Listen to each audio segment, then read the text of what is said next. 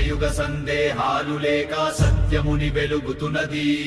కలుషము లేని కాలానికై కల్కి రూపం నడుతున్నది.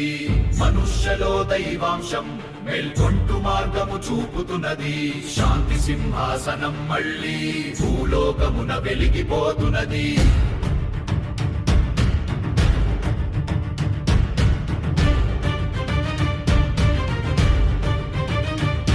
కళ్యాణయుగ ప్రణాళిక పంచభూతాలే అనుసరిస్తాయి. గాలి తేజమై, నీరు కాంతి అయి, భూమి పరిమళమై, అగ్ని సౌమ్యతై, ఆకాశం స్వచ్ఛతై దర్శనమిస్తాయి. ఇది ప్రకృతి దేవతల పునఃగానం, జీవన వేద సందేశం.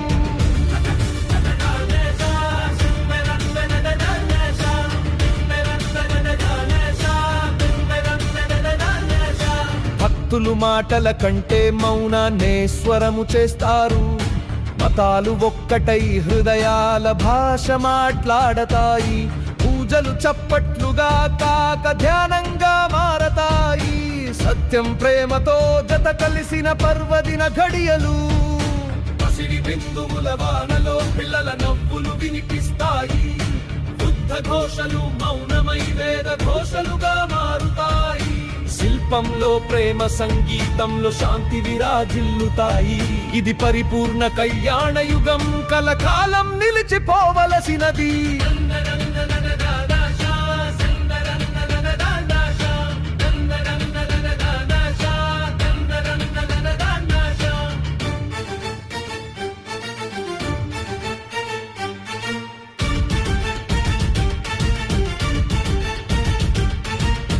గీతాసారం పిల్లల భాషలో పలుకుతుంది. ప్రతి మనిషిలో ధర్మపథమే ముందు వైపుగా ఉంటుంది. మేధో తేజస్సుతో ప్రపంచం శోభిల్లుతుంది. విద్వత భక్తి సమన్వయం జీవన గమనమవుతుంది. నదులు శ్రద్ధతో ప్రవహించుతాయి ఉల్లాసరాగముగా. అరణ్యాలు జ్ఞానానికి ఆధారమవుతాయి ధ్యాన నిలయముగా. చక్రధారి రూపం అవసరం లేని సమయం ఇది.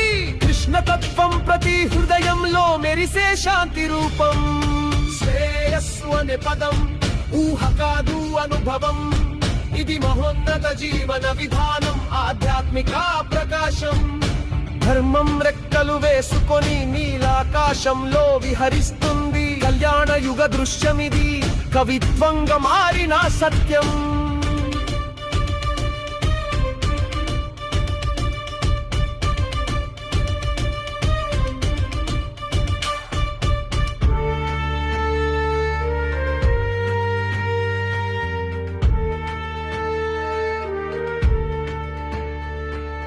కల్కి మౌనంగా నిలుచుని భక్తుల క్షేమాన్ని చూస్తాడు.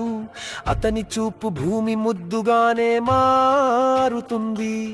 వాడిపోయిన కళలు తిరిగి పుట్టిన దృశ్యం. ఈ గాథలో సుముఖుడిగా వెలసిన త్రికాలదర్శి. అగ్ని లేకుండా కరిగిన పాపాల గాథలు. ప్రేమతో చల్లబడిన సంఘర్షణ జ్ఞాపకాలు. శ్రద్ధతో నింపిన జీవితం అదే పరమతత్వం.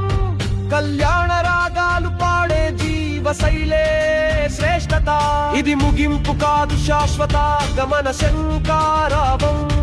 ఈ కథ ఆఖరి కాదు, ఆది ధర్మగాథ ప్రారంభం. కృష్ణ కల్కి రూపంలో వెలసిన పరిపూర్ణ గానం. మనలో నలుగురిలో తేజస్సై నిలిచే కళ్యాణ యుగం.